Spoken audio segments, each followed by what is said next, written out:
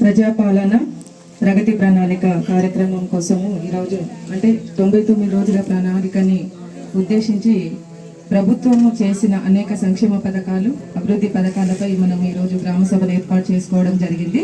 ఇటు గ్రామ సభకు అధ్యక్షత వహించినటువంటి సర్పంచ్ గౌరవ నరహరెడ్డి గారికి, ఉప సర్పంచ్ ఆళ్ల ముత్యం రెడ్డి గారికి, ఈ కార్యక్రమానికి ప్రత్యేక అధికారిగా వచ్చిన గ్రామ స్పెషల్ ఆఫీసర్ ఇంతకుముందు ఇప్పుడు ఈ గ్రామ సభకి ప్రత్యేక అధికారిగా వచ్చిన ఎల్ కుమారస్వామి సార్ గారికి, పాలక మండలికి పేరు పేరున ఈ గ్రామ సభకి వచ్చేసిన గ్రామ పెద్దలు, యువకులు, మహిళలకి, నాతోటి గ్రామంలో పనిచేస్తున్న విలేజ్ ఫంక్షనర్స్ అందరికీ, మా గ్రామ పంచాయతీ సిబ్బందికి అందరికీ పేరు పేరున ఈ ప్రగతి ప్రణాళిక సందర్భంగా నమస్కారం తెలియజేస్తున్నాను.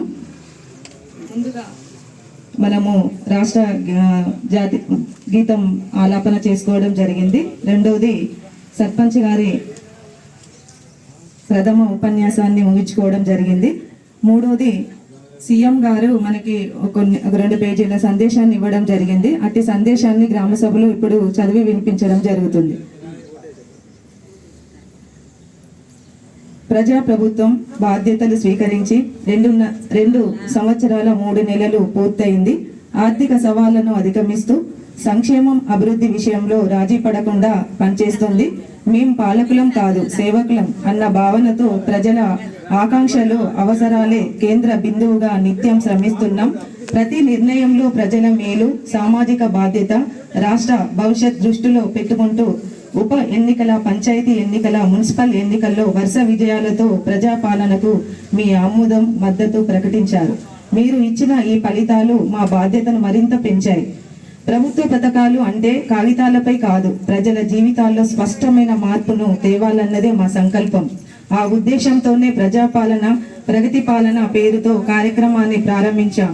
మార్చి 6 నుండి 99 రోజుల పాటు గ్రామ స్థాయి నుండి రాష్ట్ర స్థాయి వరకు అన్ని శాఖల సమన్వయంతో ఈ కార్యక్రమం ఒక ఉద్యమంలా సాగాలి. ఊరు వాడ సమస్యల పరిష్కారమే పరమావధిగా ప్రతి అధికారి పనిచేయాలి. వేగంగా ఫైళ్ల క్లియరెన్స్, ప్రభుత్వ కార్యాలయాల్లో పరిశుభ్రత, నిర్ణయాల్లో పారదర్శకత ఉండాలి.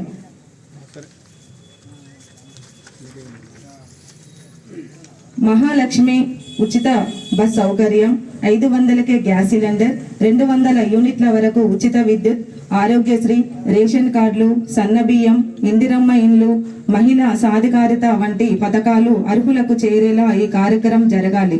తెలంగాణ రైజింగ్ 2047 విజన్ తో ఆర్థికంగానే కాక అన్ని రంగాల్లో తెలంగాణను ప్రపంచంలో నెంబర్ 1గా నిలపాలన్నదే మా సంకల్పం. ఈ సంకల్పంతో ప్రతి పౌరుడు భాగస్వామి కావాలి. రాష్ట్రాన్ని వర్గీకరించుకున్నాం. వాటి పరిధిలో సేవ, తయారీ, వ్యవసాయ రంగాల్లో ప్రపంచానికి ఆదర్శంగా మనం ఎదగాలి. ఈ 99 రోజుల కార్యాచరణ ఒక సాధారణ కార్యక్రమం కాదు, ఒక దీక్ష. 4 కోట్ల తెలంగాణ ప్రజలు ఒకటై దేశానికి, ప్రపంచానికి ఆదర్శంగా ఎదగాలి. ఇదే నా కళ. ఈ కళను సహకారం చేయడంలో ప్రతి తెలంగాణ బిడ్డ భాగస్వామి కావాలి. మీ అందరి సహకారాన్ని కోరుకుంటూ మీ ముఖ్యమంత్రి రేవంత్ రెడ్డి గారు. థ్యాంక్ యూ సీఎం గారు. మాకు ఉచిత బస్సు సౌకర్యం కల్పించినందుకు ఈ గ్రామ సభ సందర్భంగా అందరికీ, మహిళలందరి తరపున మీకు ధన్యవాదాలు తెలియజేస్తున్నాను.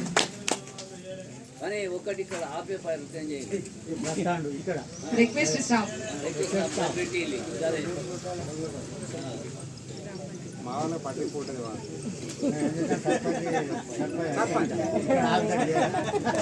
ప్రభుత్వం ప్రతిష్టాత్మకంగా చేపట్టిన పథకాల్లో అమలులో ఉన్న పథకాల్లో భాగంగా